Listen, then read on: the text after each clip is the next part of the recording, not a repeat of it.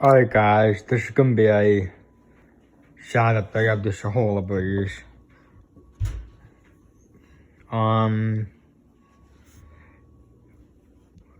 As you can see, the chain for the light really screwed up. It won't pull anymore. So I might have to get a switch cap for it. Fan chain works still.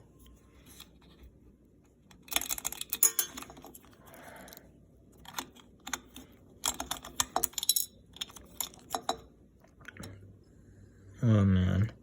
Hopefully the fans still look like new. I don't know if I should test it like that.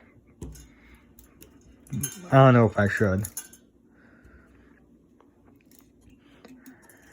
Yeah, so I want to get a switch cap for it.